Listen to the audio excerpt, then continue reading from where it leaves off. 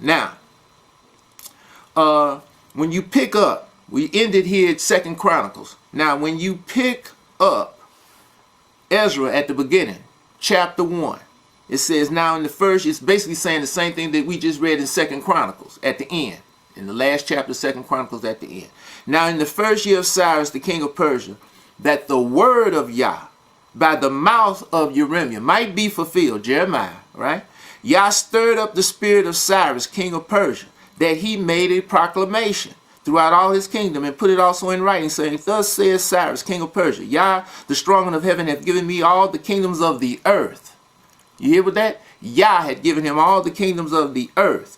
And he hath charged me to build him an house at Jerusalem, which is in Yehuda. Who is there among you of all his people, his strong one or his God be with him, and let him go up to Jerusalem, which is in Yehuda, and build the house of Yah, the strong one of Israel. He is the God, or strong one, all right, which is in Jerusalem. And whosoever remains in any place where he sojourns, let the men of his place help him with silver and with gold and with goods and with beasts, besides the free will offering for the house of Yah or God that is in Jerusalem.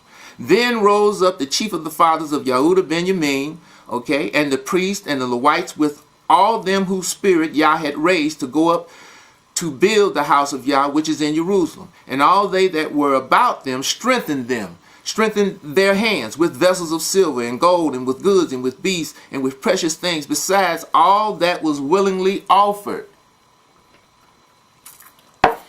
Verse 7.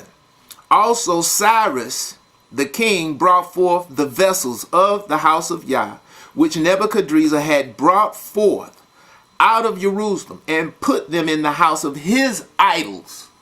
Okay, God, lowercase. In the house of his idols. So all the vessels that had been taken out of the temple of Yah in Jerusalem by Nebuchadrezzar before he burned it down, Nebuchadrezzar took those things and took them up into the house of his idols up in Babylon. Okay? So now, what does it say in verse 8? Even those did Cyrus, king of Persia, bring forth by the hand of Mithridates the treasurer, and numbered them unto who? Sheshbazzar, the who? The prince of Yehuda. Okay, Sheshbazzar. This is who Cyrus gave all of the artifacts that had been taken out of the temple of Yah before Nebuchadnezzar burned it down. When Cyrus conquered the Babylonians, you understand, he took all of those artifacts out of the temples of Nebuchadnezzar, of the Babylonians, where they had placed them with their idols. And he gave them into the hand of Sheshbazzar, who was who? The prince of Yehuda. Now, who is this Sheshbazzar? Okay, Sheshbazzar is Zerubbabel, and you're gonna read about him in the next chapter. Okay, it says in verse 2.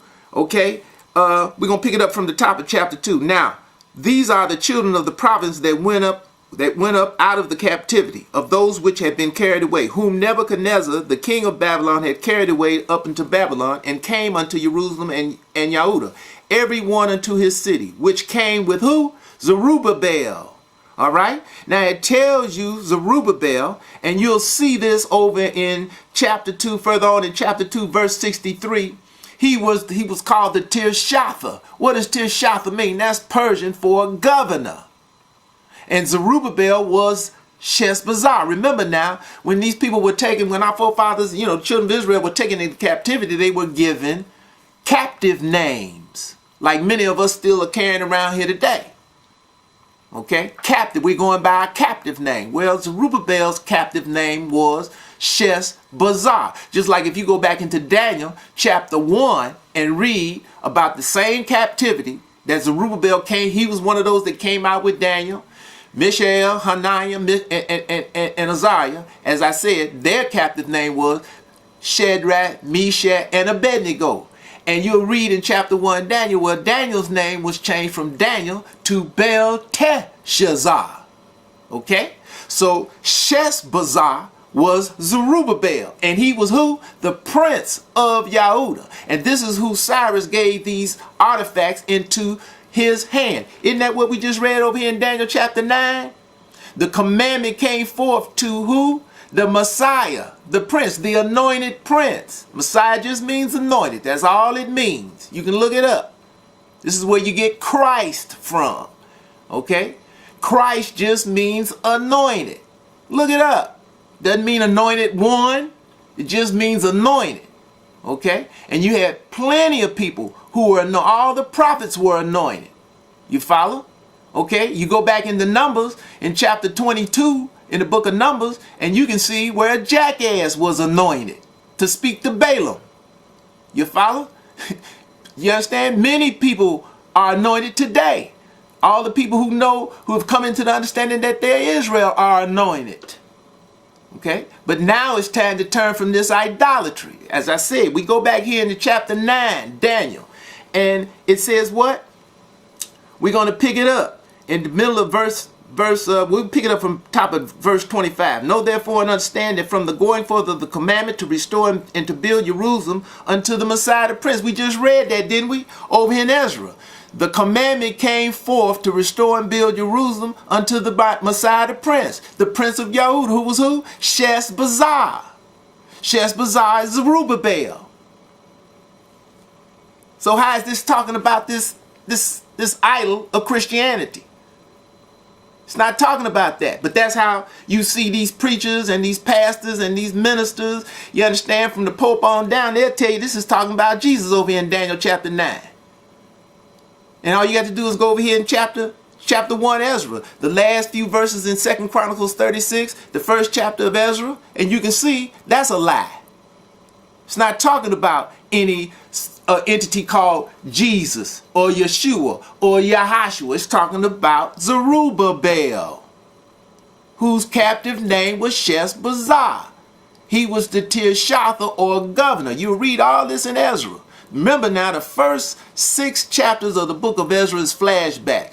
Ezra's not talking about the time he lived in. He's talking about the time of Zerubbabel and Yahashua. Because it was a Yahashua during the time of Zerubbabel. He was the high priest. Tells you all of this in the book of Zechariah. Okay?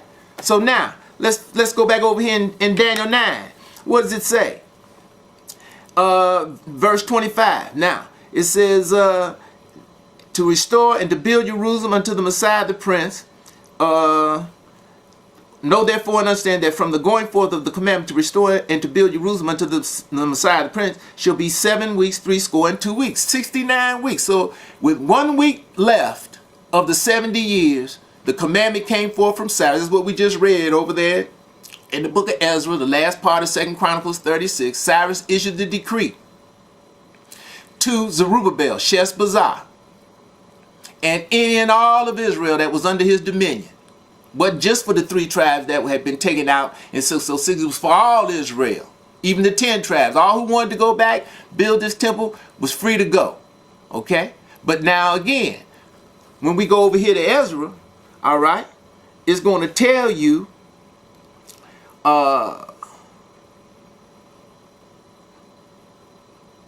it gives you the number of all who came back. In verse 64, okay, of the 2nd chapter of Ezra, it tells you what? In verse 64, chapter 2 Ezra, out of all of those, what, maybe 3, 4, 5 million of Israel that was under Cyrus's dominion, it was a few million of them. Look how many came back in verse 64. The whole congregation together was 42,360.